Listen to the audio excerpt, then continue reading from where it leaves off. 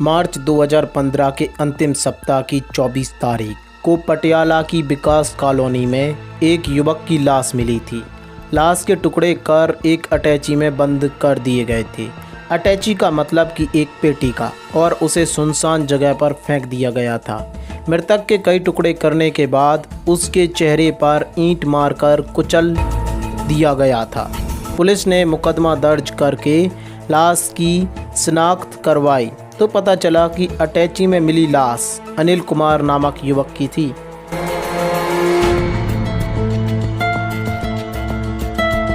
इस हत्या ने पूरे शहर में दहशत पैदा कर दी थी।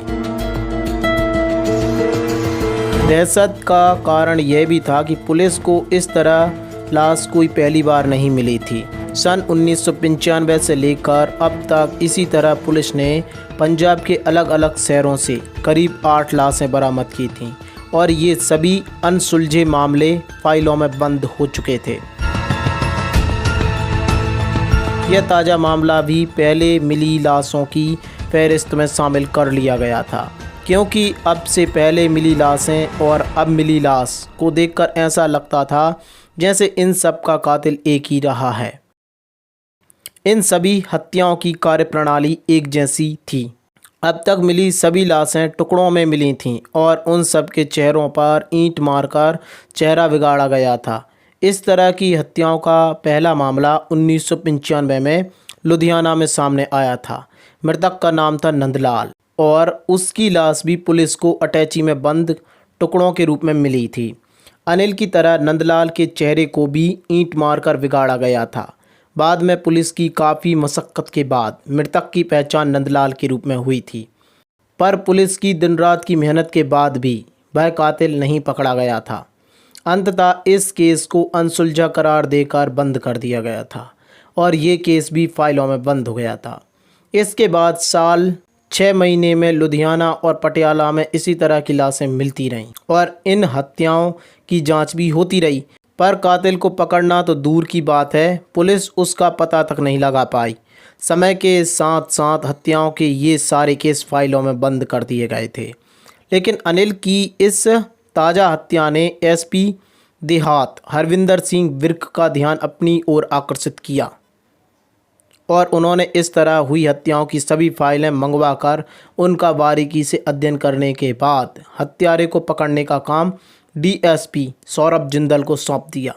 डीएसपी सौरभ जिंदल ने अपने विश्वसनीय पुलिसकर्मियों की एक टीम बनाकर इस मामले की जांच शुरू कर दी। सबसे पहले उन्होंने पटियाला के टैगोर सिनेमा के पीछे मिली राजेंद्र कुमार नामक युवक की लाश की जांच की। राजेंद्र की लाश भी 2015 में मिली थी, और अब तक मिली अन्य लाशों की तरह उसकी लाश के भी टुकड़े कर अटैची में बंद कर दिए गए थे और टैगोर सिनेमा के पीछे फेंक दिए गए थे। उसका चेहरा भी ईंट मारकर बिगाड़ा गया था। डीएसपी सौरभ जिंदल ने जब राजेंद्र की फाइल का बारीकी से निरीक्षण किया तो पता चला डीएसपी सौरभ जिंदल ने जब राजेंद्र की फाइल का बारीकी से निरीक्षण किया तो पता चला कि राजेंद्र की लाश के टुकड़ों के साथ उसके कपड़े भी मिले थे, और उन कपड़ों में एक विजिटिंग कार्ड भी था जो किसी सुरजीत नामक कॉन्ट्रैक्टर का था। डीएसपी सौरभ जिंदल ने सुरजीत को बुलवाया और मृतक राजेंद्र की फ़ोटो दिखाकर उसके बारे में पूछा। फ़ोटो देखकर उसने झट से बता दिया कि राजेंद्र उसी मकान में अपनी पत्नी के साथ किराए पर रहता था जिसमें वह खुद रह रहा था। आगे की पूछताछ में पता चला कि वह मकान किसी रीना नाम की औरत का था। यह जानकारी भी मिली कि रीना का चाल चलन ठीक नहीं था। रीना के कई अनैतिक रिलेशन थे। यह जानकारी भी मिली कि रीना का चाल चलन ठीक नहीं था। रीना के सेक्सुअल रिलेशन एक आदमी से था, और वह अक्सर रीना के घर आया करता था।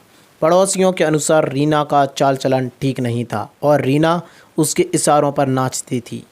रीना के पास आने वाला आदमी कौन था, उसका क्या नाम था, और वह कहाँ का रहने वाला था, रीना के अलावा यह बात और कोई नहीं जानता था। बहरहाल डीएसपी सौरभ जिंदल ने सबसे पहले राजेंद्र के बारे में उसकी पत्नी से पूछताछ की। उसकी वाइफ का कहना था कि उसका पति सिंचाई विभाग में कार्यरत था, यानी कि सिंचाई विभाग में काम करते थे, और कई दिनों से घर से लापता था।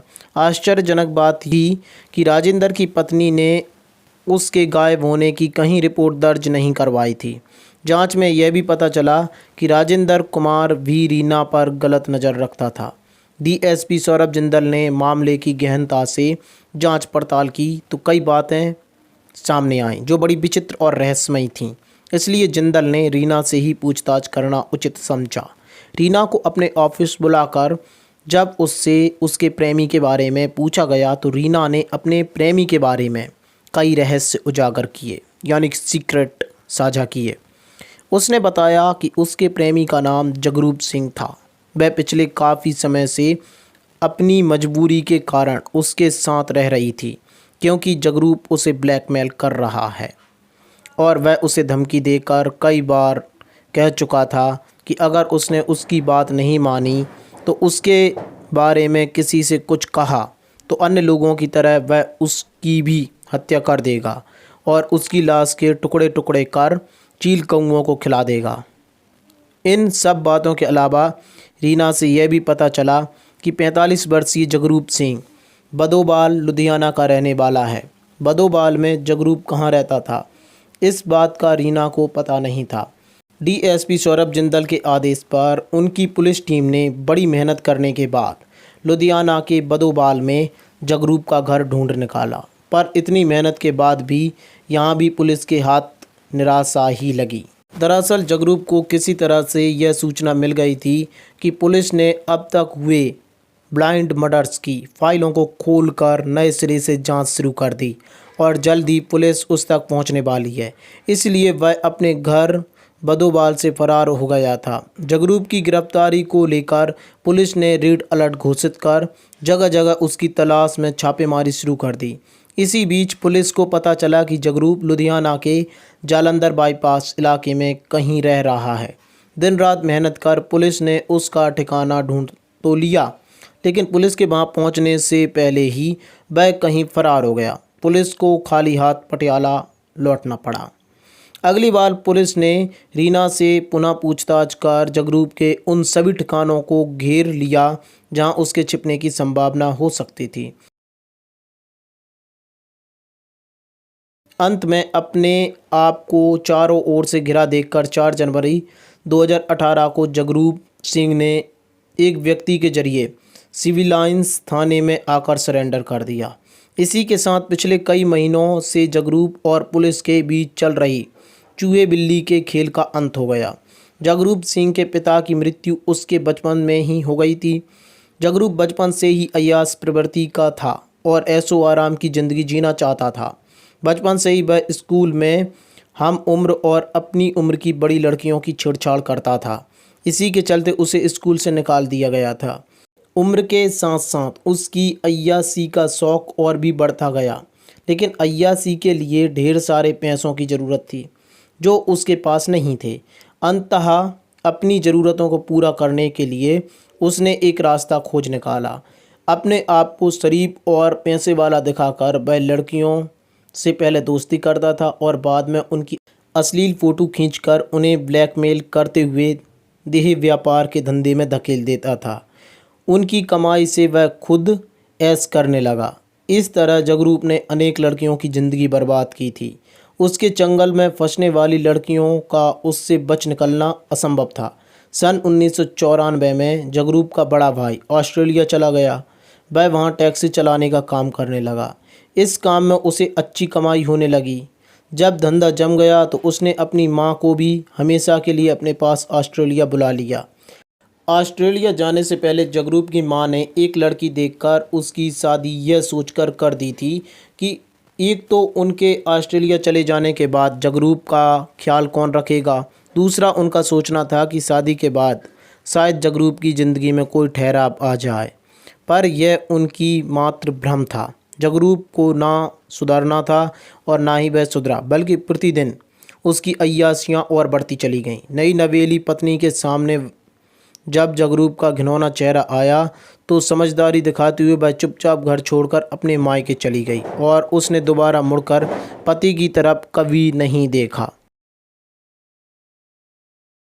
जगरूप के बताए अनुसार उसने अपनी ज़िंदगी का पहला कत्ल 22 साल की उम्र में 1995 में लुधियाना निवासी नंदलाल का किया था। नंदलाल की पत्नी जगरूप की प्रेमिका थी। नंदलाल को जब जगरूप के साथ अपनी पत्नी के रिलेशन होने का पता चला तो वह अपनी पत्नी को उसके रिलेशन तोड़ने के लिए कहने लगा।